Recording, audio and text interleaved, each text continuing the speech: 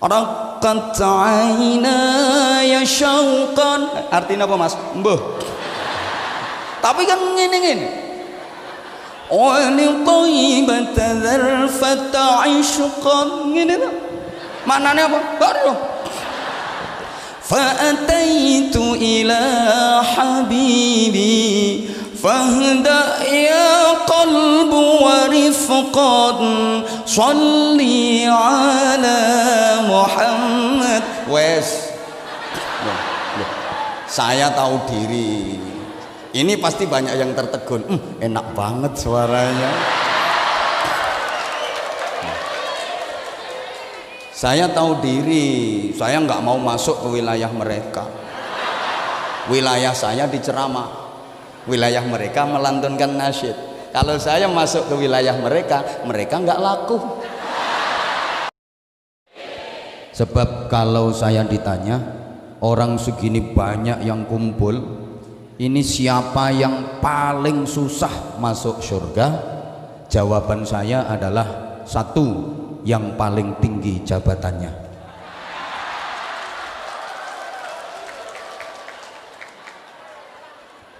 Dua, yang paling banyak ngomongnya. Siapa? Ya penceramah. Maka kalau tadi beliau mengkalkulasi 1,5 jam saya sama dengan 6 bulan beliau, kalau memang itu benar, sesungguhnya itu adalah kompensasi masuk neraka. Tolong nanti dikoreksi Pak Bupati ke Kabak Kesra, sudah setara dengan 6 bulan pendapatan penjenengan apa belum? Kalau memang benar-benar setara, insya Allah periode berikutnya enteng, jaminan jadi bupati lagi. Tapi kalau ternyata belum setara 6 bulan, ya mungkin turun level jadi ketua RT.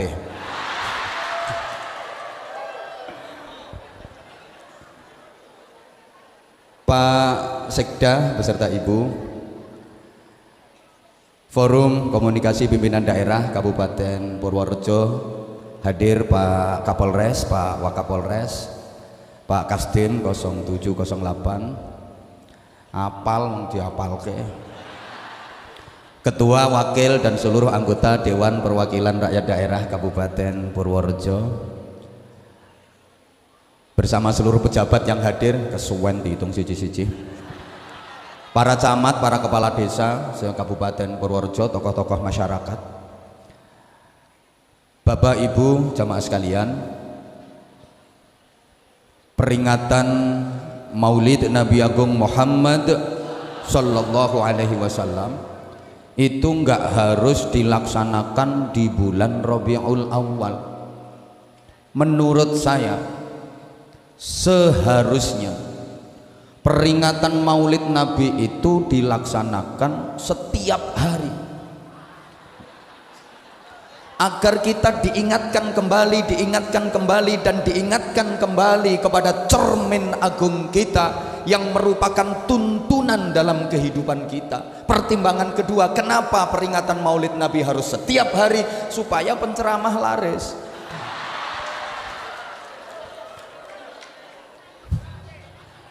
Rasulullah itu jaraknya dengan kita sangat jauh, hampir 15 abad. Kita itu jauh dari Rasulullah. Rasulullah ibarat mata air yang sangat bersih, jernih, bening. Sedangkan kita ibarat sungai-sungai kecil yang sudah sampai ke muara, airnya keruh karena lumpur, kotor karena sampah. Bahasa Inggrisnya the butek.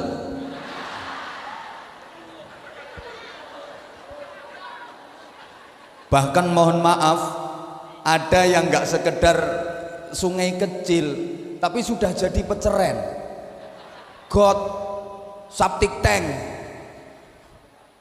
comberan. Maka wajib hukumnya bagi kita untuk sekerap mungkin kita mendekat ke sumber mata air untuk mencari kejernihan, untuk mencari kebeningan. Kalau nggak bisa, setidaknya kita mendekat ke sungai-sungai besar yang airnya masih terjaga kebersihannya, agar kita mendapatkan minuman.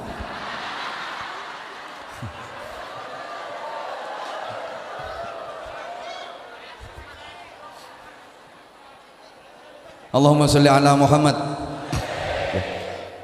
Kalau nggak bisa mendekat ke sumber mata air, ya minimal kita mendekat ke sungai-sungai besar yang airnya masih bersih, agar kita mendapatkan kebersihan air tadi. Siapa sungai-sungai besar yang airnya masih bersih? Para ulama, para kiai yang membimbing kita menuju tuntunan Rasulullah Muhammad sallallahu alaihi wasallam. Ini penting jamaah sekalian, karena akhir-akhir ini mulai ada kelompok-kelompok yang anti kiai, anti ulama. Katanya apa? Kiai juga manusia, ulama juga manusia. Yang bilang gendruwo ya siapa? Apa-apa harus langsung Rasulullah, harus langsung Rasulullah. Lah saya batin, lah dapuramu itu ketemu Rasulullah yo kapan? Tanpa para kiai, tanpa para ulama, kita nggak kenal Rasulullah, kita nggak bisa sampai kepada Rasulullah. Betul? Sekarang mulai ada kelompok-kelompok yang anti kitab kuning. Itu juga karangan manusia. Yang bilang karangan demit ya siapa? Langsung Al-Quran, langsung hadis. Mohon maaf. Padahal orang-orang sekelas kita kalau langsung memahami dari Al-Quran dan hadis, kayaknya utekmu kuwi padha karo utekku, ora tekan, tanpa piranti yang jangkep, tanpa alat-alat untuk memahami yang komprehensif, yang lengkap, kita nggak akan mampu. Mohon maaf. Maka adanya kitab-kitab kuning karangan para ulama itu sudah merupakan penjabaran secara rinci dan detail dari Al-Quran dan hadis, sehingga kita mudah memahami sekaligus mengamalkan. Harusnya kita bersyukur. Alhamdulillah. Ibarat minum jamu campur madu, itu sudah diperes, sudah disaring, dikemas rapi, kita tinggal ngelek gitu loh. Nggak mau kitab kuning, nggak mau kiai, apa-apa langsung Al-Quran, langsung hadis. Itu ibarat mau minum madu, kepingin ngombe madu, langsung nyesep dari silitnya tawon. Ya abuh cangkemmu. Kita bukan kelasnya gitu loh. Maka kembali saya pertegas, peringatan Maulid Nabi itu sesering mungkin, agar kita terus bisa belajar dari cermin agung kita, uswatun hasanah dalam kehidupan kita, Rasulullah Muhammad sallallahu alaihi wasallam. Bapak Ibu jamaah sekalian, apa yang harus kita contoh dan kita teladani dari Rasulullah? Jelas semuanya tahu akhlaknya, karakternya, perilakunya, kepribadiannya, bukan hanya sekedar penampilan luarnya. Ini yang banyak disalahpahami. Halo. Lantas apa akhlaknya Rasulullah? Jamaah sekalian, dalam petikan hadis riwayat dari Sayyidah Aisyah radhiyallahu taala anha, kana khuluquhul Quran, akhlaknya Rasulullah adalah Al-Quran. Sekali lagi, yang kita contoh dan kita teladani adalah akhlak, kepribadian, perilaku, karakter, bukan cuma penampilan luar. Ini sekarang kan banyak orang yang nirunya cuma penampilan luar. Jenggoten, oke. Memang Rasulullah memelihara jenggot dan itu sunnah, muttafaq alaih. Sunnah memang memelihara jenggot. Tapi kalau bagi kita orang Indonesia kan yo lihat-lihat, pantas apa enggak? Orang Arab itu memang jenggotnya tebel. Kalau dipelihara, dirawat, dirapikan, makin ganteng, makin keren, makin gentle, kelihatan gagah. Lah jenggotmu mek 12 lembar kok. Didawake kena angin malah kok mobat mabit gak karo-karuan, guyokke wong. Loh, ini contoh sederhana pernah saya sampaikan dalam hal berkorban. Rasulullah menyembelih onta. Iya, emang binatang di Arab yang paling gede, dagingnya paling banyak dan halal itu onta. Ini artinya instruksi kepada seluruh umat dalam berkorban di daerahmu itu usahakan yang paling afdol ya binatang yang paling besar, dagingnya paling banyak dan halal. Kalau di Purworejo ya sapi. Cari kerbau saja sekarang udah sulit. Jangan maksa. Lah Rasulullah itu kan onta yang disembelih. Maka saya pengen cari yang afdol, harus nyembelih onta. Akhirnya wong Purworejo maksa, metenteng kudu onta, nyembelih onta temen mesti dipenjara sampai. Tangkep polisi. Lah dapat onta dari mana kalau nggak nyuri dari kebun binatang? Gini loh, Islam itu memang dari Arab. Tapi Islam nggak harus ke Arab-Araban semua. Kita bisa berislam ala Indonesia. Rasulullah memang bersabda, "Uhibbul arabiyyata li thalathin, li'anni wulidtu fil Arab, wa li'anna lughatal Qur'an lughatal arabiyyah, wa li'anna lughata ahli jannah lughatal arabiyyah." Orang ngerti ya wes. Mulai dulu yang nggak ngerti kok. Aduh, aku mencintai Arab karena 3 hal kata Rasulullah. 1, aku dilahirkan di Arab, maka aku mencintai Arab.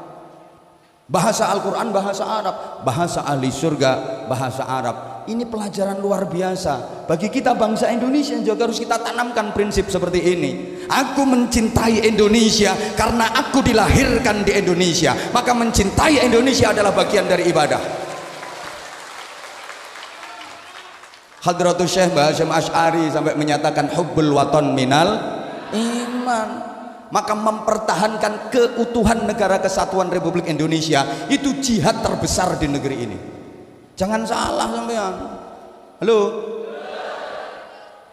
Rasulullah pakaiannya kok jubah. Ini bukti bahwa Rasulullah menghargai budaya lokal. Undang-undang dalam berpakaian itu 1, nutup aurat, 2, sopan. Soal model terserah. Yang penting nutup aurat dan sopan. Karena orang Arab itu budayanya pakai jubah dan sorban, Rasulullah sangat menghargai sehingga Rasulullah pakai jubah bersorban. Tapi perlu diingat jamaah sekalian, yang pakai jubah dan bersorban bukan cuma Rasulullah. Abu Jahal yo pakai jubah pakai sorban, Abu Lahab yo berjubah pakai sorban. Bedanya apa? Beda. Berjubah pakai sorban, wajahnya cerah indah, penuh senyum, menawan, bersahabat. Rasulullah jubahan sorbanan, wajahnya kereng, angker, betutut, nyaprut, kemaruk. Abu Jahal. Misalnya sampeyan niru pakai jubah boleh, bagus. Sholat Jumatan pakai jubah, sip. Sholat jamaah pakai jubah, sip. Menek kelopo jubahan. Urung entuk kelopo loro mbledos karo.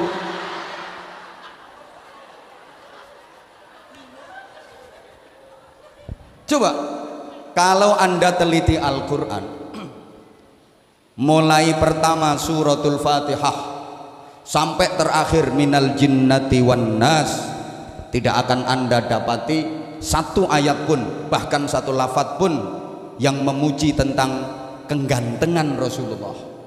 Gak ada. Padahal Rasulullah itu ganteng, sempurna, tampan luar biasa. Rasulullah itu ganteng, tampan, gagah, keren, sempurna.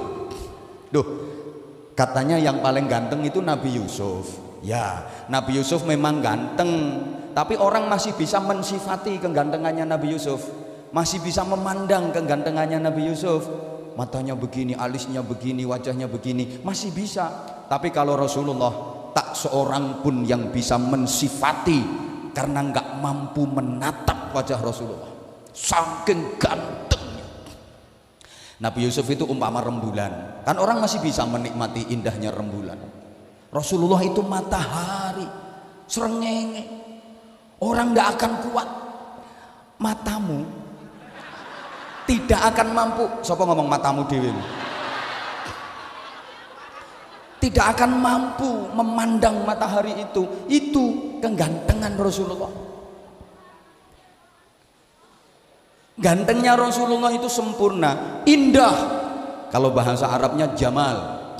Makanya ada nasyid, oh ya jamalu ya jamalu. Indah. Indah itu hampir semakna dengan adil. Apa adil itu? Takrifnya, definisinya, wad'u syai' fi mahallih, menempatkan sesuatu pada tempatnya, itu namanya adil. Kalau peci saya pakai di kepala, ini adil. Umpama peci ini saya taruh di dengkul, zalim namanya. Nah, indah seperti itu, sesuatu yang pas berada di tempatnya, itu indah. Payudara indah kalau dia berada di tempatnya, dada kanan dan kiri perempuan. Misalnya payudara itu tempatnya di batuk sini, enggak indah.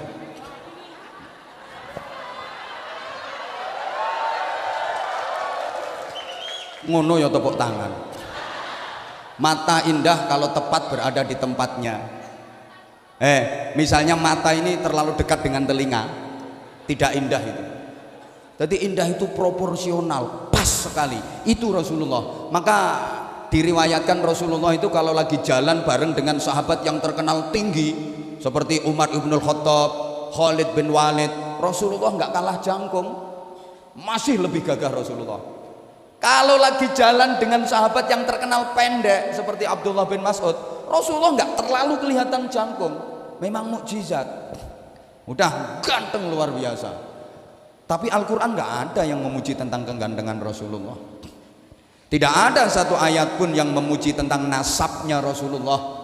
Padahal nasab Rasulullah adalah nasab yang terbaik sejagat raya. Tidak ada satu ayat pun yang memuji tentang kepintaran Rasulullah, kepandaian Rasulullah. Padahal keilmuan Rasulullah sempurna. Yang akan Anda jumpai adalah Allah Subhanahu wa ta'ala memuji Rasul kekasihnya itu dalam hal akhlaknya. Wa innaka la'ala khuluqin azim. Sungguh engkau Muhammad berada pada budi pekerti yang agung. Jamaah sekalian, kalau kita umat Rasulullah, maka nilai kita bukan dari tampang. Andaikan nilai manusia dari gantengnya, gak kelebu bro. Wong wajahmu pas-pasan. Bukan dari kecantikannya, bukan dari bodinya. Sorry, maka ibu kalau dikasih body agak bagus, wajah agak cantik, jangan kentir. Mentang-mentang bodine apik, wajahnya ayu, masya Allah, lem lakuti jentit. Kayak si rebek, gopek. Ditanya baik-baik sama temen, arep nyanti mbak, nggak level. Bukan itu kok. Juga bukan dari nasab keturunan, juga bukan dari kekayaan, juga bukan dari jabatan duniawi. Dikira kalau jabatannya paling tinggi bupati, terus mesti derajatnya paling tinggi. Enggak. Bupati jabatan nopo?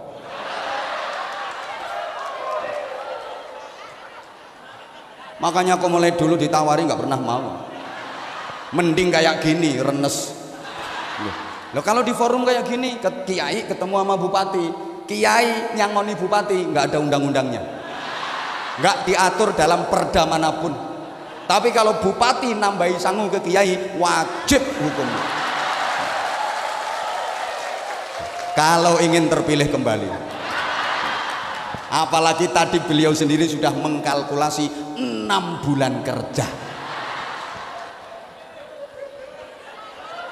Kayak gitu ibu ya jangan mudah percaya. Kadang 2 bulan kalau lagi dapat proyek, teken tok neret.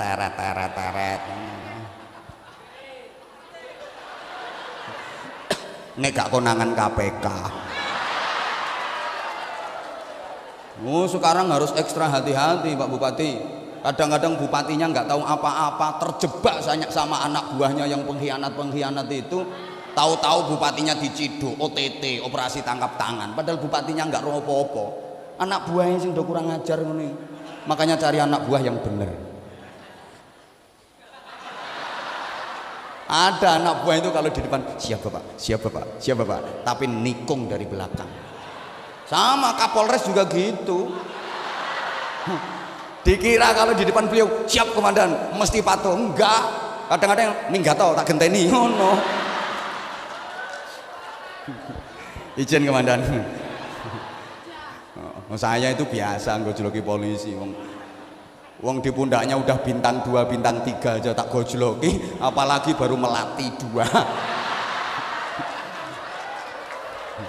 Apa mana gue lagi seret. Allahumma sholli ala Muhammad. Nilai kita juga bukan dari kekayaan. Andaikan nilai manusia dari kekayaan, yang paling tinggi derajatnya koron dong. Ngono roto-roto do pengen sugih. Dikira kalau kaya udah terhormat. Enggak. Kaya nggak jadi alamat orang baik. Miskin nggak jadi alamat orang jelek. Jangan salah ya, nanti saya sampaikan di belakang aja. Kalau di depan kurang asyik. Nah, nilai kita dari akhlak. Apa akhlaknya Rasulullah? Al-Quran. Minimal kita kalau belum bisa jadi pengamal yang benar, bisa jadi penghayat, minimal pembaca Al-Quran, ahli membaca Al-Quran. Di antara kehebatan orang yang ahli membaca Al-Quran, dikatakan ahli itu kulino ya. Apa kulino itu ya? Kalau bahasa Jawa ya tukang moco Al-Quran. Kayak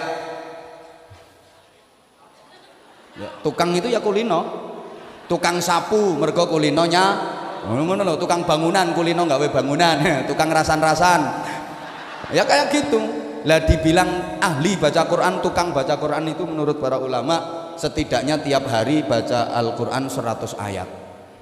Nah, ini salah satu keistimewaannya ya. Ada kiai itu bermimpi, mimpi ketemu sama Allah 99 kali. Ini enggak orang sembarangan mimpi ketemu sama Allah. Sampeyan juga bisa mimpi tapi ya ketemu luwak, ketemu garangan, ketemu cempe. Pancen mimpi itu kan nyari setelan sendiri-sendiri. Kalau hati lagi kotor ya mimpi ketemu genderuwo, ya kayak gitu. Ini kiai mimpi ketemu Allah 99 kali. Kiai siapa? Kiai Ahmad Ibnu Hambal yang dikenal dengan nama Imam Hambali. Hebat Imam Hambali itu, sampai Sultanul Aulia Al-Qutbur Rabbani wal Ghawthus Samadani Sayyidina Syekh Abdul Qadir Al-Jilani qaddasallahu sirrahul aziz, itu dalam fikihnya beliau mengikuti mazhab Hambali. Ya imam mazhab 4 itu ya top semua, Imam Hanafi, Imam Maliki, Imam Syafi'i, Imam Hambali. Tapi ketika wafat yang paling banyak mengiring jenazahnya itu Imam Hambali. Sampean nggak pati kenal Imam Hambali, nggak akrab sampean. Ya karena orang Indonesia ini mayoritas kan ikut mazhab Syafi'i. Nggih. Nah, Imam Hambali itu mimpi ketemu Allah 99 kali, tapi nggak ngomong apa-apa. Akhirnya terus ngancam, saya udah mimpi 99 kali ketemu Allah, nggak ngomong apa-apa. Nanti kalau ditakdir mimpi lagi, saya mau nanya. Duwe rencana ngono. Betul ditakdir mimpi kembali ketemu sama Allah, berarti untuk yang ke-100 kali. Beliau kemudian bertanya, bima taqarrabal mutaqarribuna ahabba ilaika ya Rabb. Gak ngerti ya wes. Dengan apa seorang hamba bisa mendekat kepadamu pakai cara yang paling kau sukai wahai Allah? Allah menjawab, biqiraatil Quran. Dengan membaca Al-Quran hamba menjadi dekat dengan aku dan aku suka. Imam Hambali bertanya lagi, bifahmin au bighairi fahmin, baca Qurannya harus faham atau enggak faham enggak apa-apa? Allah menjawab, bifahmin au bighairi fahmin, baik faham artinya maupun enggak faham artinya, no problem, enggak masalah, ora opo-opo, bahasa Inggrisnya no what. Kan ora kan no, opo kan what, lah nek ora opo-opo ya no what. Iki mungkin yang jagani wong Purworejo sing kira-kira ora pati faham maknane Al-Quran. Faham ataupun nggak faham sama, Al-Quran dibaca bisa menjadi sarana mendekat kepada Allah, dan itu sangat dicintai Allah Subhanahu wa ta'ala. Makanya baca Quran itu nggak paham maknanya nggak apa-apa. Anjane wong maca Quran ki ana sing maca Quran angen-angen sak maknane, ana sing maca Quran angen-angen sak mangane. Bismillahirrahmanirrahim. Alif lam mim. Dzalikal kitabu la raiba fihi hudan lil muttaqin. Soto apa rawon ya iki kon. Aku jenenge maca Quran nangen-nangen sak mangane. Enggak paham enggak apa-apa. Terus baca Quran. Kayak ngaji ya. Ngaji itu enggak paham yang disampaikan penceramah, enggak masalah. Pokok ngaji terus. Ada pengajian, berangkat. Ada pengajian, berangkat. Enggak paham apa yang disampaikan penceramah, enggak masalah. Pokok wayahe wong guyu, melok guyu. Nah, nanti selesai baru nanya, apa sing diguyu mang ngono? Mesti barokah. Sama zikir, enggak ngerti artinya, enggak apa-apa, terus zikir. Ada istighosah, ikut. Enggak ngerti artinya, ora apa-apa. Melu. Jangankan sampean yang mimpin istighosah lo kadang-kadang orang ngerti artinya. Ngapunten Kiai, ngapunten. Ya oleh gelo-gelo ya ora karuan. Bismillahi masyaallah la yusrifu su'a illallah. Bismillahi masyaallah la yasuqul khaira illallah. Artine napa Mbah? Raruh. Zikir orang ngerti artine ora apa-apa, ngertimu ya ora penting. Sing penting ngertine sing mbok zikiri sapa? Gusti Allah. Yang kita zikiri udah ngerti. Asal kita nyebut, zikir itu kan nyebut. Asal kita zikir nyebut, Allah tahu dah. Padha karo sampean mlebu restoran, diaturi daftar menu, makanan ini, minuman ini, penasaran, ini kok ada minuman es mego mendung, apa ini? Nggak ngerti es mego mendung itu jenis minuman apa. Zikir sebutan ke pelayan, Mbak, es mego mendung, padahal nggak ngerti sampean. Tunggu 5 menit, datang itu esnya. Paham? Sampean Allahu latifum bi'ibadihi yarzuqu man yasha'u wa huwal qawiyyul aziz. Gak ngerti artinya, datang yang kamu inginkan. Allah tahu yang terbaik buat kamu. Understand?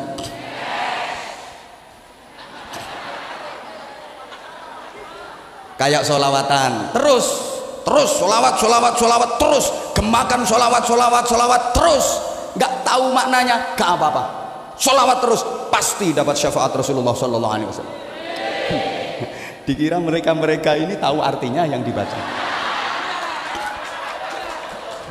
Menang gaya netok, katek ditambahi puisi.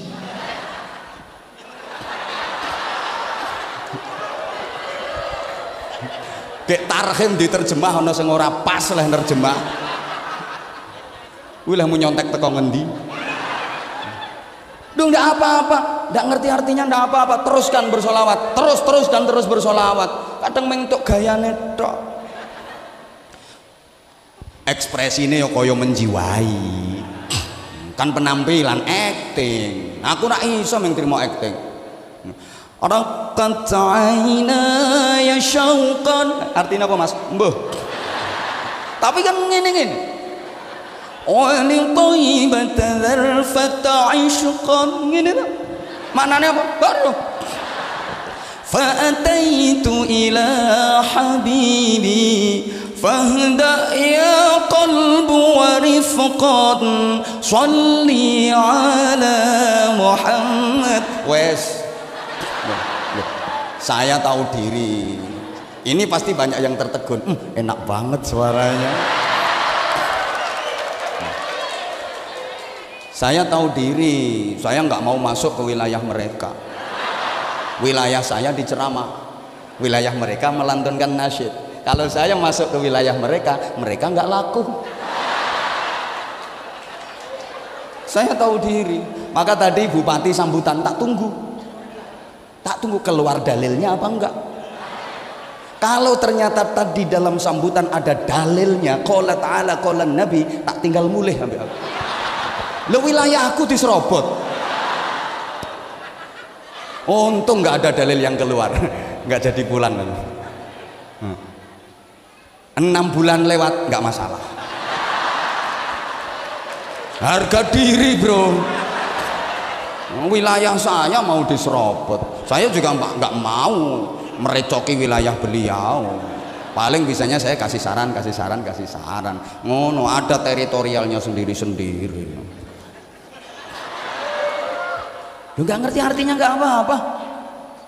Lah baca Quran nggak ngerti artinya, nggak apa-apa, terus aja baca, nanti difahamkan nama Allah. Percaya nggak?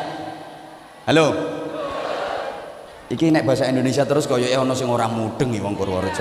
Ya dicampur Jawa nggak apa-apa nggih? Sampeyan maca Al-Qur'an ora ngerti artine ora apa-apa, ora paham maknane ora apa-apa, terus wae leh maca, engko difahamke karo Gusti. Kayak gini loh. Sampeyan itu orang Jawa, nggak ngerti bahasa Madura. Tinggalnya di lingkungan Madura. Diajak omong-omong sama orang Madura, mau saja gembel terus karo wong Madura, nanti minimal faham karepe wong Madura, walaupun nggak bisa ngomong tapi faham karepe. Loh, saya ini nggak bisa bahasa Inggris jujur, tapi sering diundang ceramah ke luar negeri. Nggak percaya tak antem ya. Buka YouTube, ketik Anwar Zahid Korea Selatan, metu. Nembok ketik Agus Bastian Korea Selatan, nggak ada.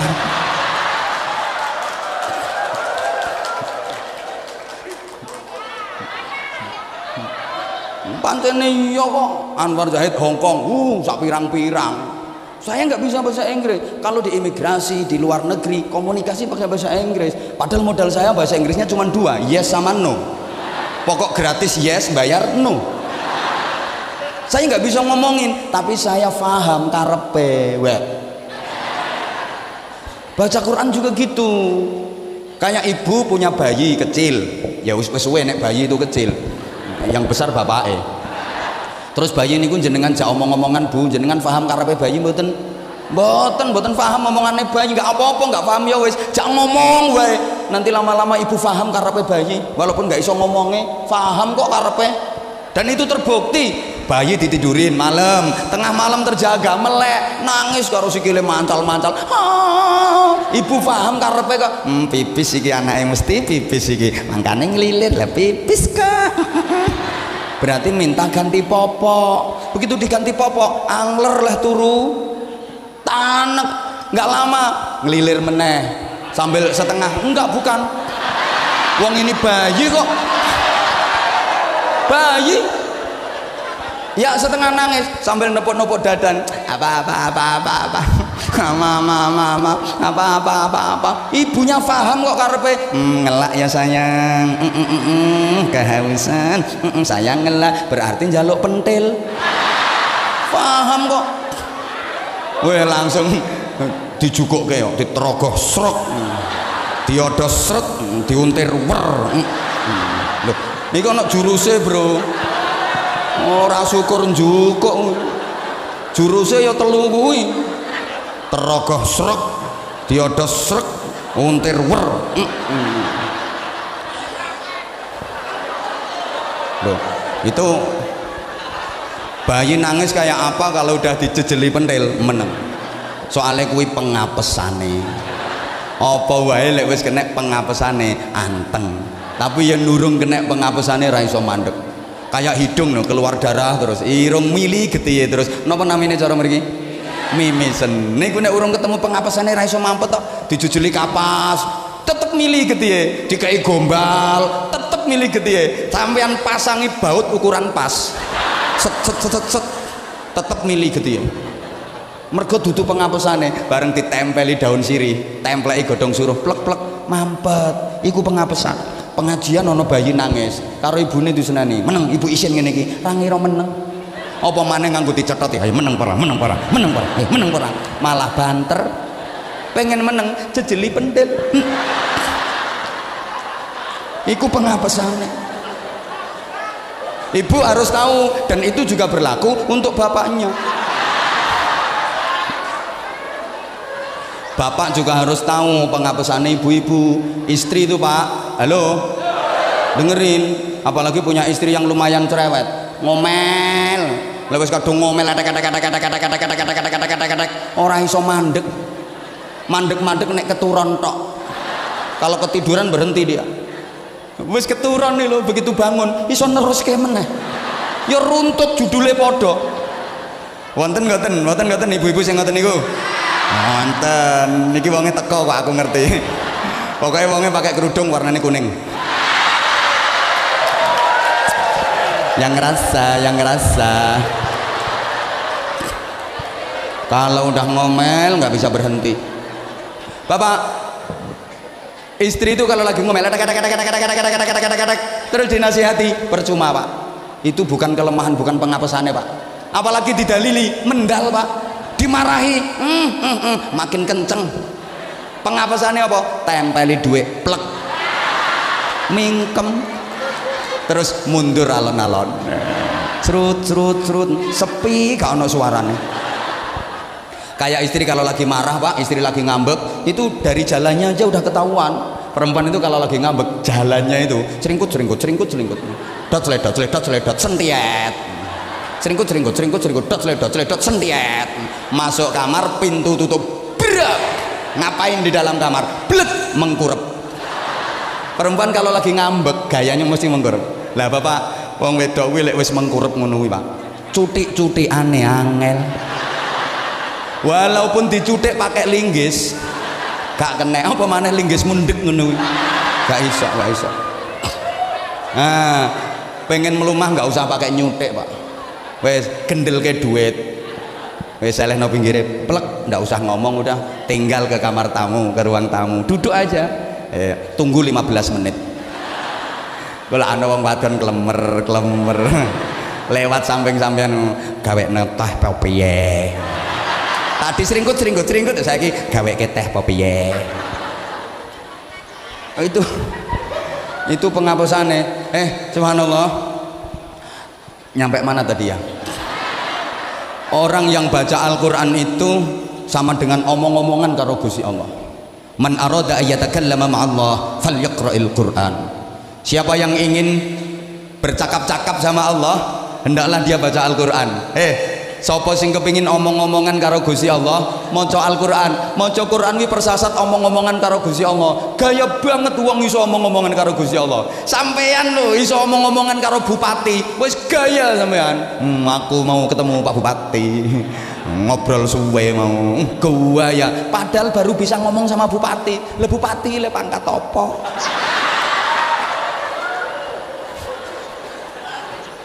Ngono wis gaya sampean. Ya sawangane wis pati nanti dikawal.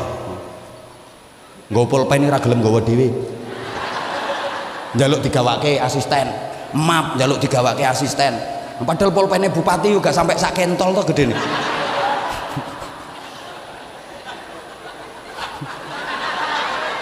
Lho kan pernah saya sampaikan, orang itu makin tinggi jabatannya, makin keple, makin lemah. Masa bawa map aja nggak kuat?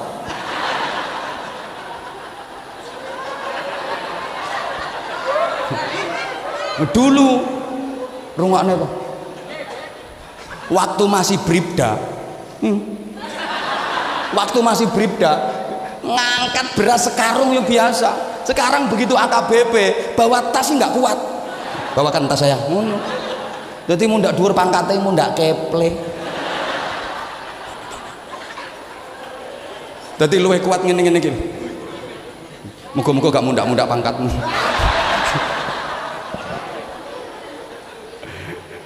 Ya Allah, lah orang kalau bisa omong-omong sama Allah, sering baca Al-Quran, sering omong-omongan sama Allah, berarti akrab sama Allah, orang dalam.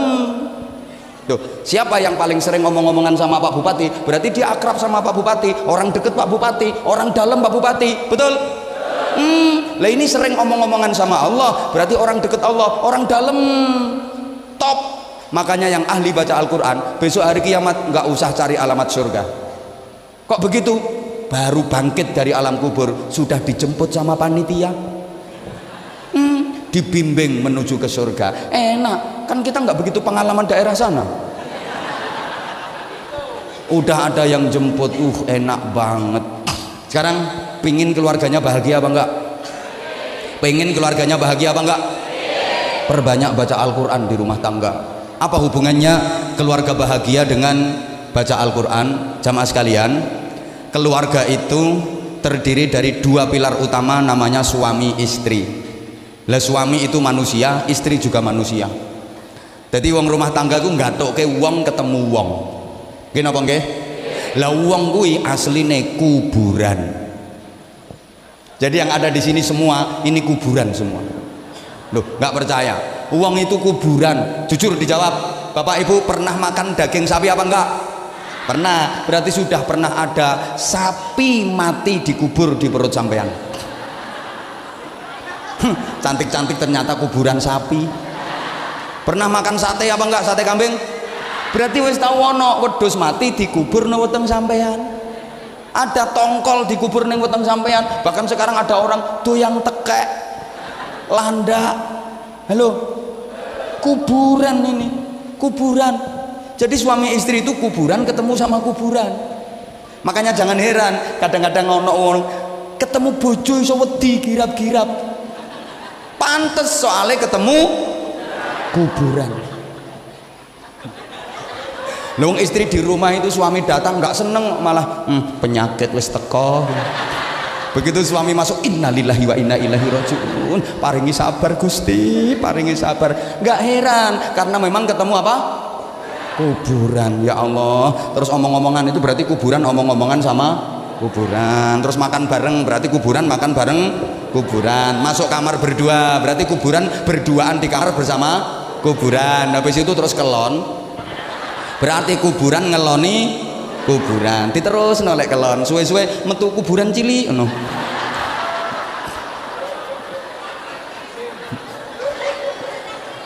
Nah, kuburan cilik iki mundak gede terus dipindoni nek kelon terus metu kuburan cilik meneh. Mundak gede pindoni meneh nek kelon metu kuburan cilik meneh. Akhirnya rumah itu penuh dengan kuburan. Kadang satu rumah ada kuburan 10. Lah kuburan itu punya watak angker. Angkernya kuburan akan hilang kalau dipakai baca Al-Quran. Nggak percaya? Cari daerah sekitar sini kuburan yang terkenal angker, kemudian pakai khotmil Quran, pakai bacaan Al-Quran. Nanti keangkerannya akan terkikis, lama-lama hilang. Orang yang tubuhnya itu kuburan, maka nelek bojomu pas nyaprut lambene lincip metu kuburan nih. Itu sering bacakan Al-Quran. Nggak salah, istri lagi marah disuwuk itu nggak salah. Nggak salah, sialnya ngomel, kadang-kadang laki-laki nggak bener, diem dulu, tunggu kalau dia tidur. Begitu tidur, auzubillahi minasyaitonir rajim. Sebel bon-bonane. Loh, engkau mak lampir ini pelet gerandong minggat. Gitu loh. Nah, ibu juga harus antisipasi. Kalau merasa siangnya habis ngomelin suami, siap-siap malamnya mesti disuwuk sama. Maka yang baik pura-pura tidur dulu. Begitu suami mengendap-endap, terus ke dang mrene pura-pura tidur. Suami begitu mau ditiup, gak mandi.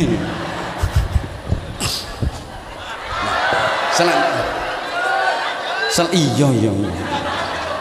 Tekok ke bupatimu 6 bulan kerja tenan ora.